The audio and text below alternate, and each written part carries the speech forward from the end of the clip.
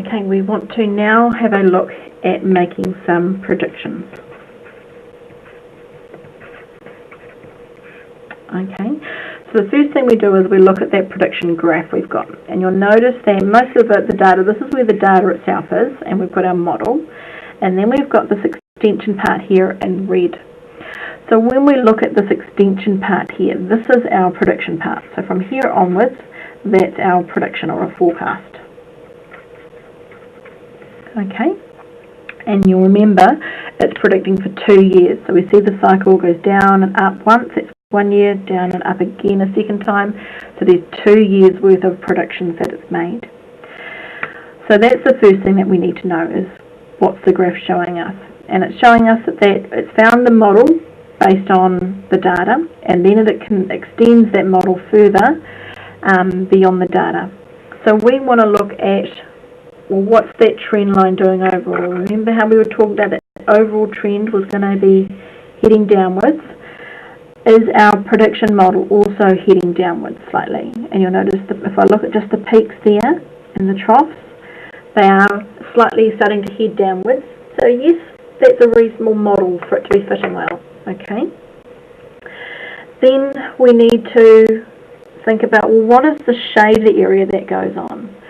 And so this comes back to the idea that the further away you are, the more uncertain you are. So if I think about today, 2016 today, if I'm trying to predict what happens, what your marks would be this year, I can use the last few years worth of data, and I can probably come up with reasonable predictions. But there's going to be a bit of variation. Some people will do better than expected, some people won't do quite so well due to all sorts of other family circumstances and all sorts of reasons. Okay. If I then try and predict your year 13 marks, what can I say about those? Well, I can still predict, but I'm less certain. There's more uncertainty. And if you look at these graphs in detail, and I've done that in your booklets, you'll see that the width of these bands is getting bigger the further away we go, and that resembles the more uncertainty that we have in our model. Okay, so that's the idea of prediction. When you do a prediction, we also get our table with the data. So you'll notice, first of all, that we've got the times written down the side. So we've got the year first, so 2011, 2012, and then on to 2013. Then it's got M04, M05, and so on. So the M stands for the month and which month of the year it is.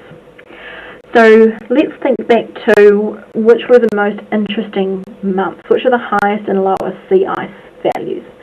So it was highest about March, which is the 3rd month of the year, and it was lowest about September, which was the 9th month of the year. Those are the months that I'm actually going to choose to do my predictions on, because they're the most interesting ones for me to do. So I'm going to choose 2000, there isn't a month 3 in 2011, so I can't do that one, but I can just do the closest thing to it, which is month 4, okay? So that's going to be my highest for 2011.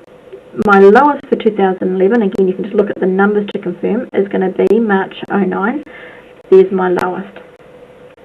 And I've got a min and a max value for each of those, and so I want to make those 2 predictions. So that's the data I'm going to predict. So let's try writing this up.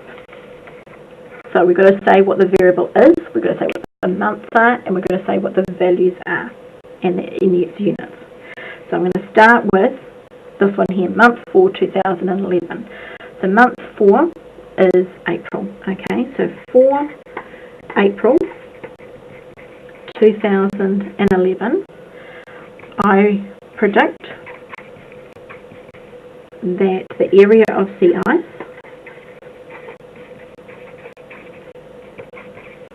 is likely to be around 11.69 million square kilometres,